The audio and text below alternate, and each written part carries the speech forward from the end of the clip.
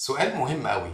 هل الفارما ماركتير محتاج يكون شخص مطرقع ومجنون وبيعمل حاجات مجنونة لوحدها؟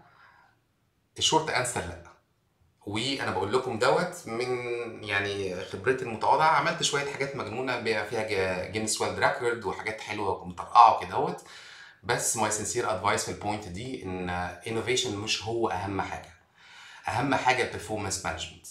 وعشان تمانج البرفورمانس كويس انت محتاج ده يبقى بيزد. اي ايديا هتطلع تيجي بيزد على بزنس جاب.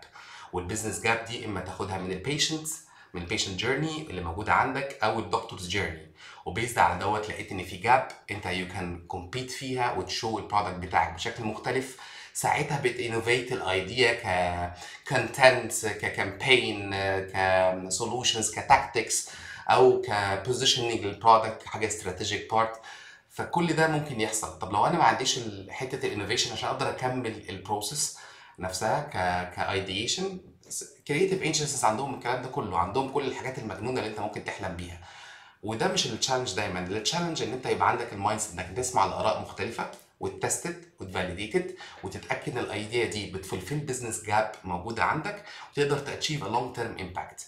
وانس انك عملت كده بي شور ان 100% اي حد من زمايلك واللي موجودين معاك هيسقفوا ويقول لك احنا معاك قلبا وقالبا.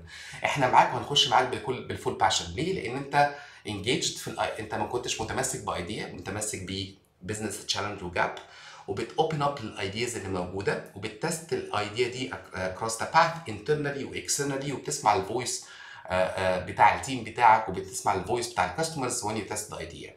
هي دي كل البارت. وعشان كده الاناليتيكال سكيلز ار ذا موست امبورتنت بارت. ان يبقى عندي اناليسيس، ومش اناليسيس افضل باناليسيس طول حياتي، بس عندي اناليسيس باخدها بجاب. اخدت الجاب، اي تيستد، اي فولفيلد ايديا بسولوشنز، واي تيست ده انترنالي واكسترنالي زي ما اتكلمنا مع بعض. اي ويش الشورت فيديو ده كان هيلفل بالنسبه لكم. معاكم محمد مجدي في ماركتنج بالشعبي. لو عندكم اي سؤال حطوها في الكومنتس، وما تنساش تلايك وسبسكرايب تو الشانل. باي باي، مع السلامه.